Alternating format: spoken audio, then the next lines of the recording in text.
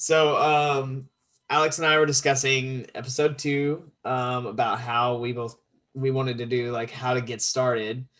And we realized that there's two huge points between America and Britain, including informed consent and healthcare that we kind of need to maybe do some backstory on before we can do a full episode on like steps you Yeah. can take to get yourself where you need to go, at least in these two countries. Yeah. In R2, or I guess in your case, even maybe your state, because I know Yeah, state by state there it are is state by minute state different. changes. Sorry, my hair's being crazy today. I don't know. It's like it wants to be kind of straight, but it's also kind of curly. It's got to be the weather. My hair's just always like this. Like this is My hair was like that earlier today. Yeah. This is my quarantine cut that's just kind of hung about because it turns out I really love it. I really like my haircut right now, but it's in a weird stage where it's not long enough for me to like really braid it back. Yeah. But it's long enough I want it out of my face, so I just get this really awkward pony. Yeah, I've got like a little Yeah, you've got the going awkward there. pony too. Yeah. I got the awkward pony too, yeah. But I mean mine was just long enough that my girlfriend managed to like plait beads into it. Like I put a picture up on my Instagram of it because I was like, look. It was awesome. Yeah. Oh man. So question, since we're talking about a little bit about the differences between Britain and here at least, when I say pony, do you think of Genuine's Pony? Like Yeah. Okay. But that might be because my girlfriend really loves that song. Okay. That's fair. I can see it's an enticing song. Yeah. Okay, so tell me how like do you have informed consent in Britain? Like, is that something that you had ever heard of until the other day when we were chatting? I'd heard of the term, but only from Americans, essentially. And I'd heard it in as far as people complaining that we don't have an informed consent model in the UK. Okay. So, like, for you, what did you specifically have to do in order to like start testosterone? Okay, so for me personally, so I went to a private healthcare provider because probably everyone is aware in the UK we have the National Health Service. You know, you pay taxes, some of that goes towards free healthcare, and you can access like healthcare specifically for transitioning on the NHS. But for reasons I'll get into maybe later on, the wait is a very long time. Mm-hmm.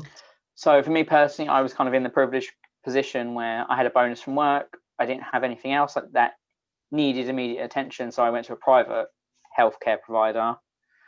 I had to pay a fee for a session with a therapist. So I could be signed off to say I'm of sound mind. I understand all the risks involved. I understand the pros and the cons of starting testosterone. Once I had that, I had to have some health checks, you know, like blood tests, talk about my weight, my lifestyle, family history. Once that was all A-OK, I then had a prescription written, and I have to have my bloods checked every 3 months to see where my dosage is at, how my body's responding, things like that. Wow. So it was long-winded and fairly expensive. Like I'd say, I went a cheaper option also. I think all in I paid £250, £300. Okay. I don't know what that is in dollars. I think it's a little more in dollars because the current exchange rate. So I think it's like somewhere around 280, 290 maybe. Yeah. But I know other private options cost a little bit more, and that can be up to like £600-700. Okay. So how do you feel like as a trans person? How do you feel about the accessibility of healthcare in the UK, specifically for transgender issues? Specifically for transgender issues, I think it's a massive problem, to be honest. Okay. Specifically for people who aren't in the fortunate position I was in, who could afford to go to a private provider. So essentially, the waiting time that I mentioned before, there's a policy in place that says when you are referred to a specialist, you should be seen within 8 weeks. The shortest wait for the adult services for a transgender person to have their first appointment is around 3 years at the moment. Wow. That's for your first appointment. So to actually access to any hormones or any treatment, you have to have 2 appointments minimum. Between your first appointment and your second appointment, it's 16 months for that shortest clinic. So from the date you're referred to the date you start hormones, it's around 5 years. Wow. And how would you say, like, how hard is it maybe as a underprivileged person in Britain to access 250 pounds to get access to that? That really depends on like your personal circumstances. Like if you're, Absolutely. like minimum wage, full time, living on your own, no kids, no responsibilities, yeah, you could probably swing that. But if you're a working family, it can be very hard. I personally, I've mentioned before that I admin a group, and you see all the time people crowdfunding just to be able to afford to get these private appointments. Wow. So it's definitely a big issue there. It's a big issue, and the NHS is amazing, not knocking them. The biggest reason for the long wait is the fact that there are 5 clinics in the entire country. Yeah. So while, it becomes more socially acceptable, people know more about it, they gain more information, more people are getting referred, but the fundamental structure to deal with that many people isn't there, unfortunately. Mostly just not having time to plan for that influx. I think that part of that does come down to it. I think they had these services in place. I know they said between 2017 and 18, their referrals went up like 180%. Wow. And it's just gone up and up and up every year because we had the Equality Act come in and we had the Gender Recognition Act come in, and we've suddenly gained a lot of ground culturally where it's acceptable and legally where we've gained protections, and the internet has exploded. So suddenly we're all getting all this information, we're all having that light bulb moment, and the NHS just can't keep up. Okay.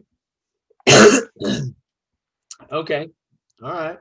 So I feel like a big part of the problem also is they have things in place. So like your GP, your just average doctor, there are measures in place where they can provide some kind of treatment in the meantime.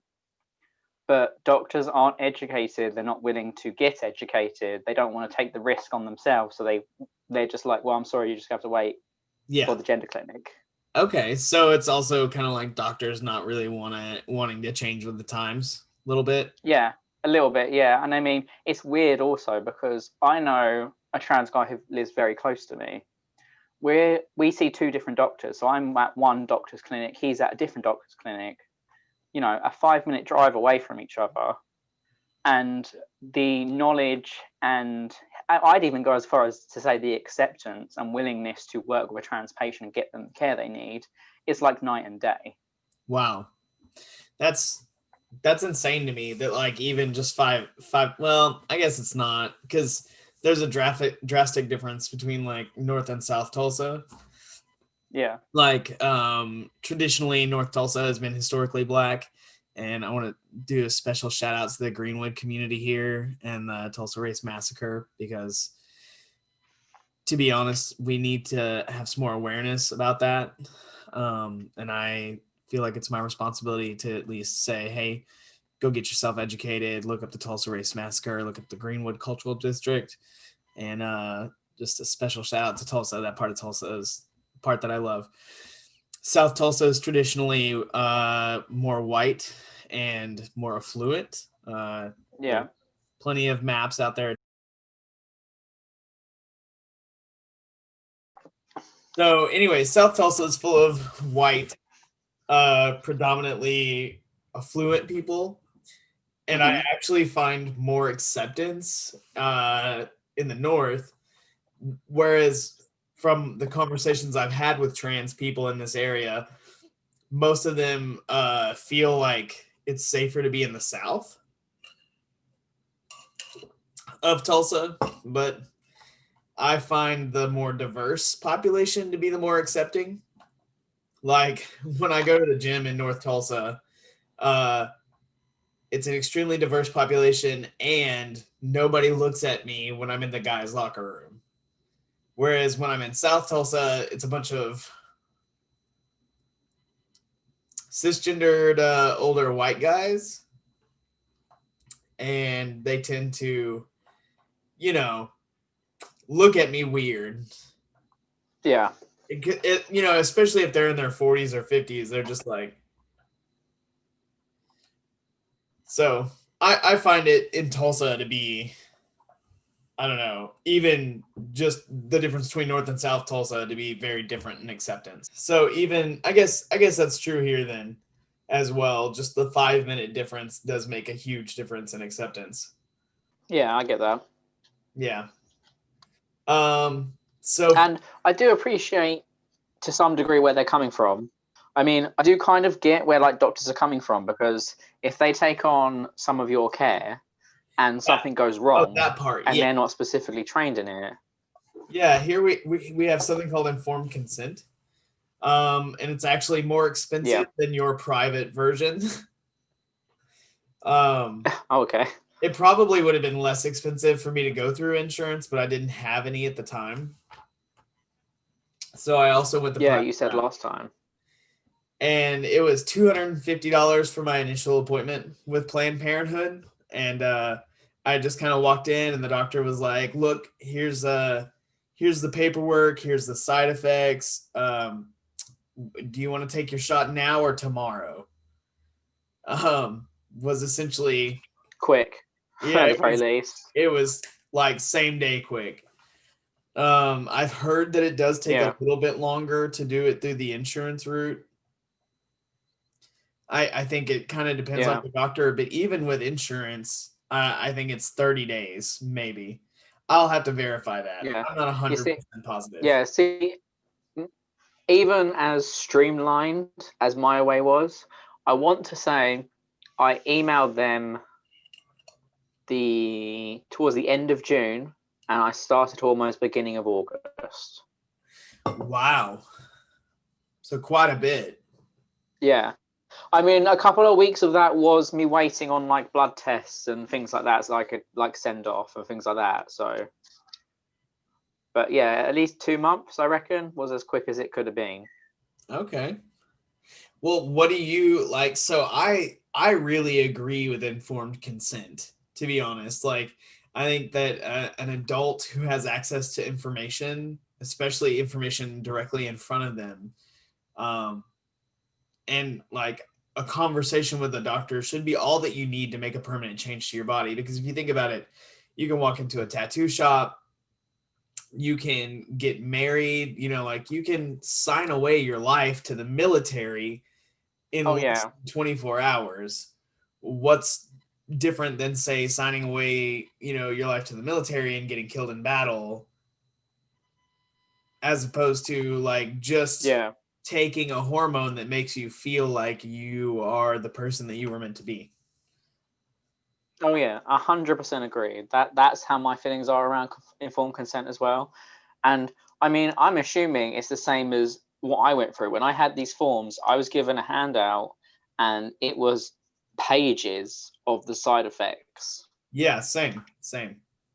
If you ask, even if you've walked in there with zero clue what to expect, you are an adult of sound mind who has just been handed the paper that lists everything. You in that moment, or even the next day, given a day or a week to think about it, should be able to say, yes, I'm absolutely fine with all that. I understand the risks, I understand the benefits, sign me up. Yeah, Because like you absolutely. said, I could walk into a tattoo shop tomorrow, and as long as I've got the cash on me, they'll tattoo my entire face if I want them to. Yeah. That's permanent. That could really mess up my entire life, depending on what I had planned for my life. But you have to go through doctors, and you have to jump through hoops, and you have to go to a complete stranger and convince them this is what's best for you. I think It that's a just doesn't bit. make sense to me personally. It doesn't make sense to me either to have to convince somebody else that doing something to your own body that affects nobody else. I find that we do that as a society. Like, I feel that way about a lot of things, including like polyamory. I think it's absolutely ridiculous that we're telling consenting adults who they Yeah. can and can't marry. Um, and I think it's stupid that we take that to such an extreme and say, oh no, next, adults will be marrying children. Nobody wants to marry a child unless you're already a pedophile. Yeah, basically. I mean, But I like, feel like the people that make those points, yeah, the people that make those points, though, they are never sound of mind human beings anyway. They no, are already the people that have an issue with minorities having equal rights as them. You don't get a exactly. perfectly sound person bringing up those points in a debate, do you? Let's be honest. No, you don't. You don't. So now that we've talked about like the two big differences between Britain and America's access to healthcare, like how quick it is, what can you do as a citizen to maybe to like help speed that process up? Like, can you write to your, I don't know, what do you guys call them over there? Parliament? Can you write to Parliament? Can you write to the Queen? Yeah, everyone. I mean, probably. I don't know how much good it would do. But I mean, your day to day person, every single person can write and campaign and badger and bother their local MP, their member of parliament. Because that's, I feel, the biggest part that holds kind of trans people back in terms of rights and access to care is public opinion, Yeah, essentially. absolutely. And I'll give you an example of this. In the UK, to legally change your gender, you have to apply for what is called a gender recognition certificate. I won't get into too many details, but it's a long-winded process. It's expensive. It's lots of paperwork. It's lots of form filling.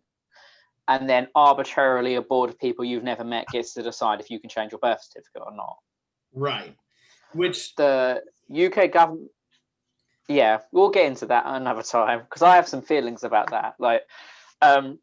But the UK government put out a massive survey, and they do this from time to time to gauge public opinion on things, asking people's opinions on whether this service should be streamlined so that people can self-declare to change their gender legally.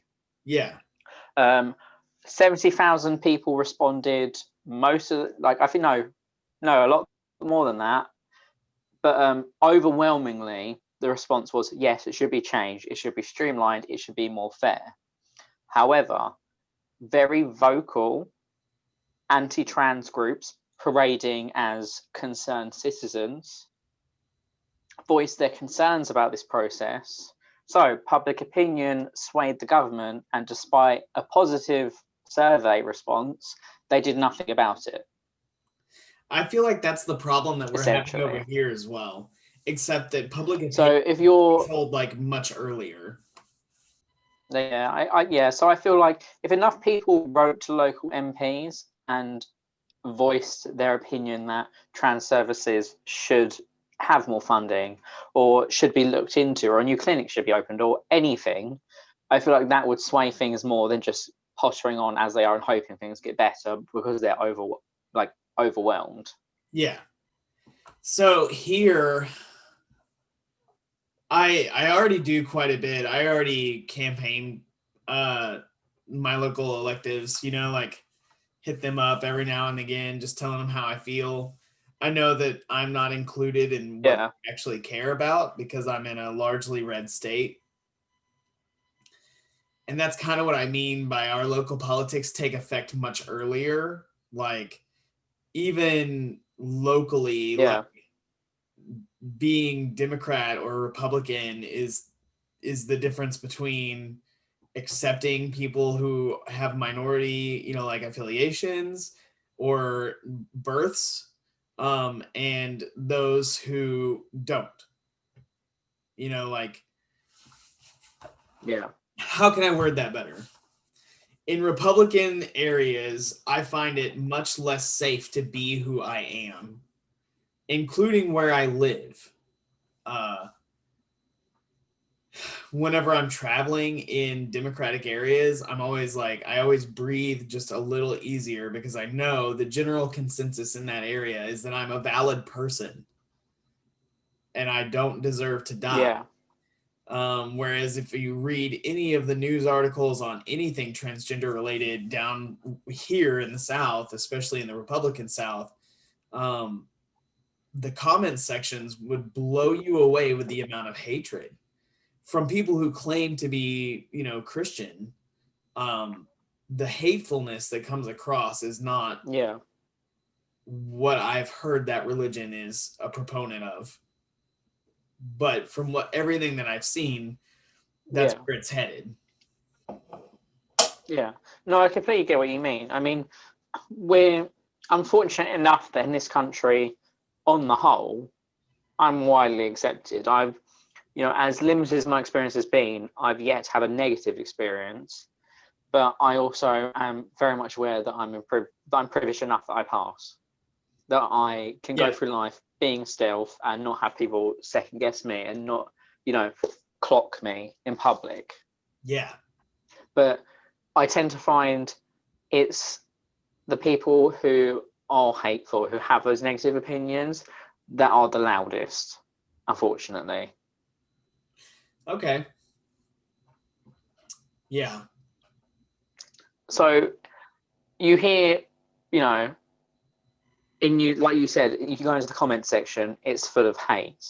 Very rarely will you go into a news article and it's only got positive comments.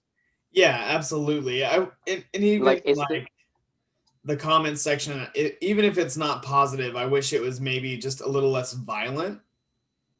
yeah, That's my hope. My hope is that one day we will move away from disagreeing with violence and move towards disagreeing with opinions and, statements.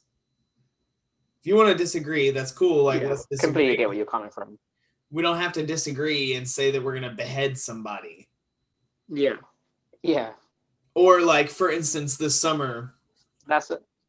this summer I went to a Black Lives Matter rally down here in Tulsa, and a truck rammed through the crowd on one of our overpasses and knocked a guy off the bridge. And I'm still pretty positive he's permanently paralyzed, but I would have to recheck that news article. He was at least paralyzed at the last time that I checked. But Yeah, as we had successive marches and rallies, the news articles and the comment sections were full of people saying, drive through them, run them over, barrel through them, hit the gas. I cannot imagine thinking yeah, in my head that somebody is blocking traffic and I should barrel through them. Like it's just a road, it's just a yeah, car. I can wait all day. Nothing that I need to get to, barring an actual emergency, is that important. And if you have an actual yeah, emergency, just roll your window down and say, hey, I need to get to the hospital. And I promise you, people are going to be compassionate enough to step aside and allow you to go through. I know that our group would have. I know yeah, everybody around us would have. yeah. Completely get where you're coming from. Yeah, but again, that's what I mean by you hear the negatives, and it's always going to be louder and more aggressive and angrier than the positive. And That's the only way you can offset that is by, like you said, what can you do? Well, you can write to Parliament and say, no, actually, do you know what? There are lots of decent people who think, trans lives matter, that we deserve equality, we deserve access to healthcare, we don't deserve to be second-class citizens and have to have a stranger dictate the direction our lives are going to take. yeah. I would argue that even doing this podcast is the swaying of public opinion. Hopefully, at least, if we get a big enough I'd like to think so. Yeah. Yeah.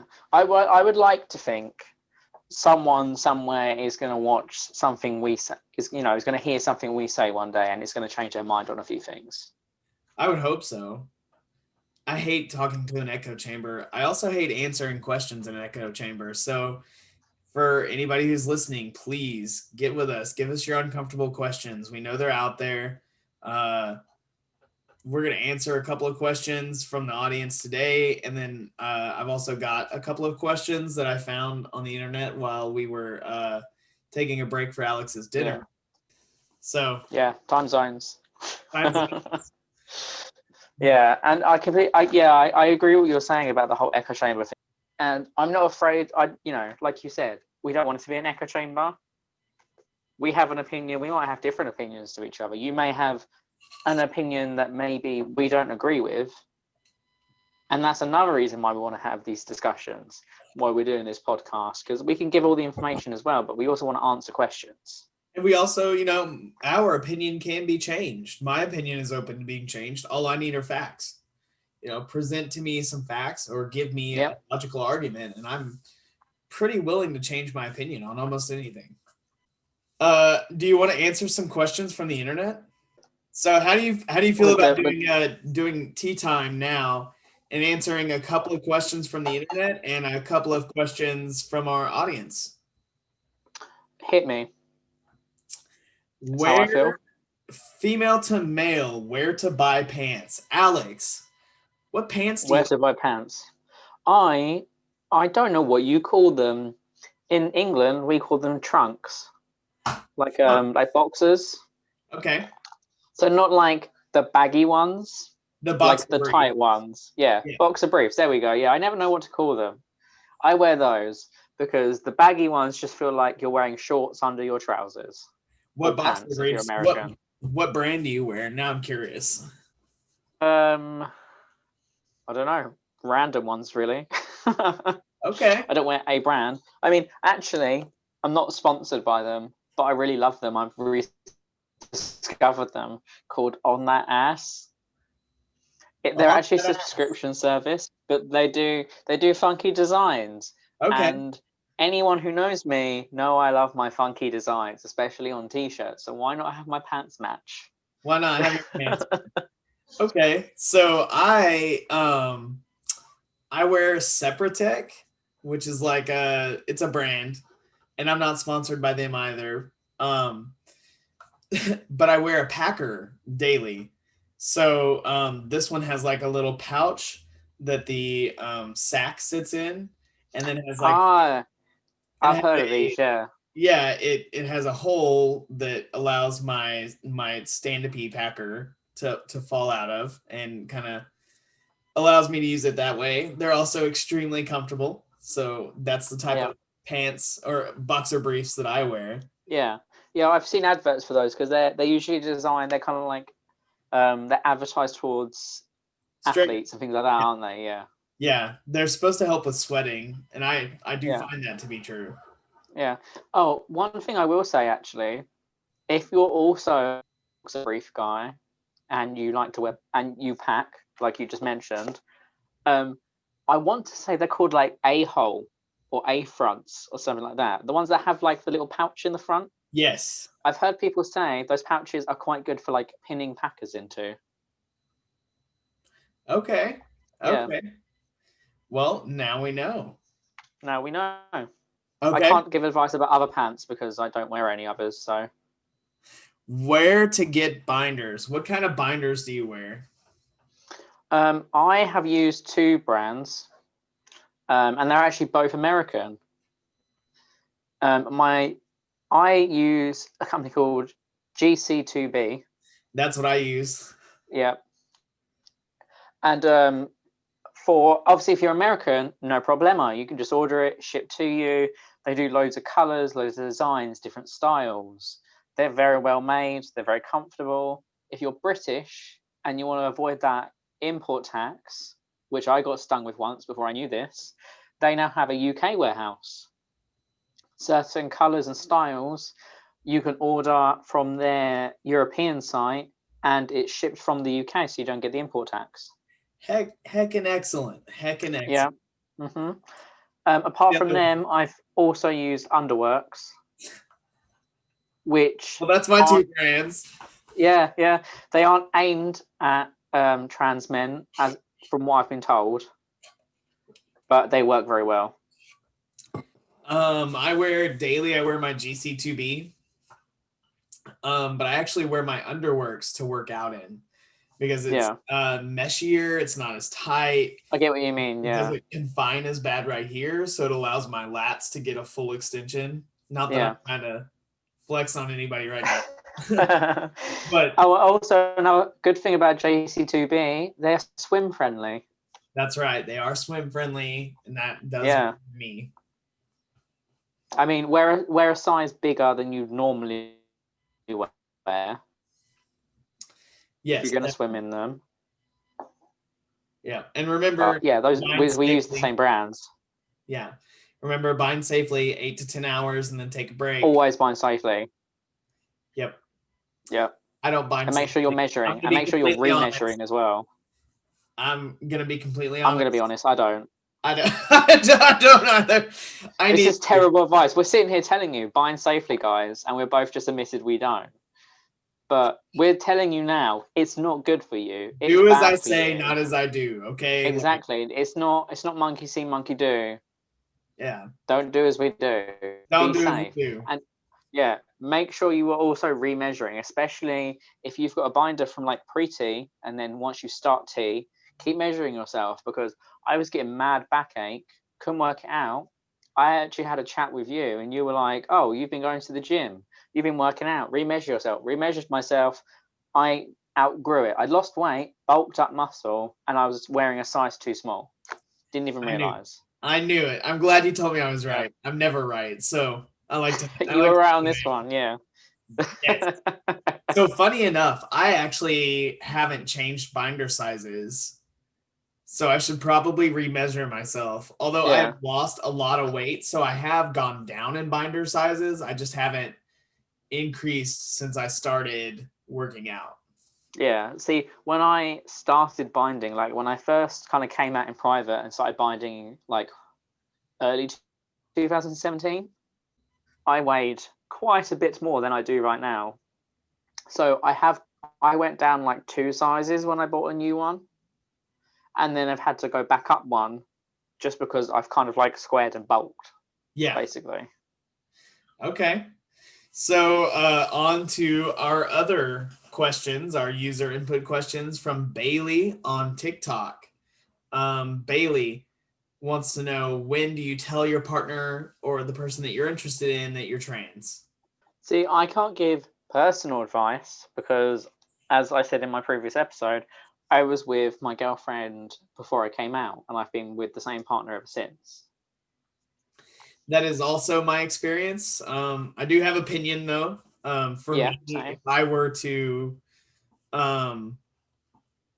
if I were in a position to look at into a new relationship, I would want to be honest very early in the interaction, because people have genital preferences. I have a genital preference, and that's okay. And it's totally fine for someone to have a genital preference that's different from me, and I would just rather not waste either of our times.